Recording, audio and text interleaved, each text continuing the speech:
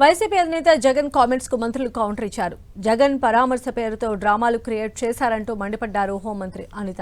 Accident చేసిన వ్యక్తిపై case పెట్టడం తప్ప అంటూ ప్రశ్నించారు. సీదిలి అప్పలరాజు విద్యావంతుడైతే యాక్సిడెంట్ చేసిన నిందితుడిని ఎందుకు తప్పించే ప్రయత్నం చేశారంటూ నిలదీశారు మంత్రి కొల్లు రవీంద్ర. ఉత్తరాంధ్ర అభివృద్ధిని చూసి ఓర్వలేక జగన్ దిగజారుడు రాజకీయాలు చేస్తున్నారంటూ మంత్రి పార్థసారథి మండిపడ్డారు.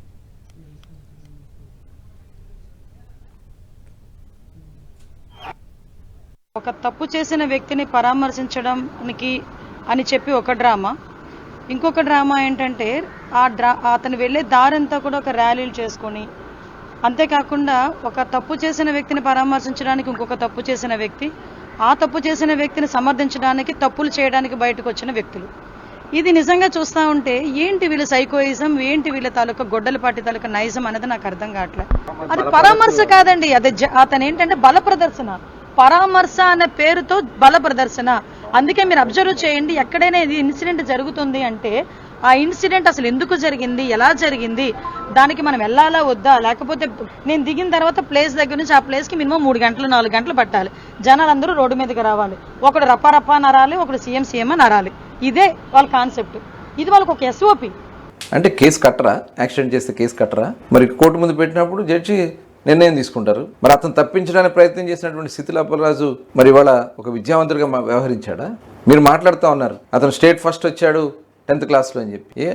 ఈరోజు ఉన్నటువంటి ఆడబిడ్డ, ఎస్ఐగా ఉన్నటువంటి ఆడబిడ్డ కష్టపడి చదువుకుని ఒక సామాన్య కుటుంబం నుంచి పోలీస్ డిపార్ట్మెంట్లోకి వచ్చి సర్వీస్ చేస్తూ ఉంటే ఆడబిడ్డ మీద జరిగినటువంటి మరి అక్కడ మీ వైఎస్ఆర్ పార్టీ నాయకులు అమానుషంగా ప్రవర్తించిన దానికి మీరు ఎందుకు ఖండించరని చెప్పి నేను అడుగుతాను. అంటే ఆడబిడ్డలంటే మీకు అంత చులకన?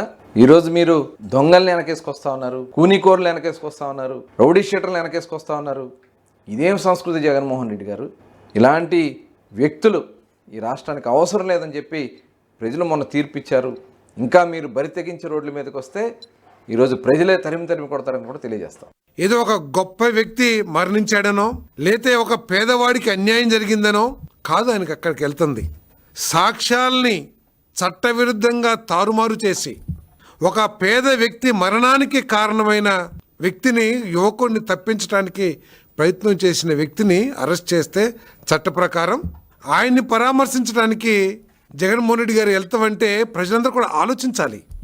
ఈరోజు ఎవరినైతే పరామర్శించడానికి వెళ్ళారో వృత్తిపరంగా ఒక డాక్టర్, ఆయన కనీసం యాక్సిడెంట్ అయ్యి ప్రాణాలతో కొట్టుమిట్టాడుతున్న వ్యక్తిని హాస్పిటల్కి తీసుకెళ్లి ఏదైనా ప్రాథమిక వైద్యం చేపిస్తే, ప్రథమ చికిత్స చేపిస్తే ఏమైనా బతుకుతాడనే ఆలోచన కూడా చేయకోకుండా నా కొడుకుని ఎలా తప్పించాలి అని ప్రయత్నం చేసి ఆ కొద్ది సమయంలోనే సాక్ష్యాల్ని తారుమారు చేయడానికి ప్రయత్నం చేస్తే కెమెరా ద్వారా కానీ ఆ తప్పుని పట్టించి ఆయన్ని అరెస్ట్ చేస్తే ఈరోజు ఆయన పరామర్శకి వెళ్ళారని చెప్పేసి మనవి చేస్తాను.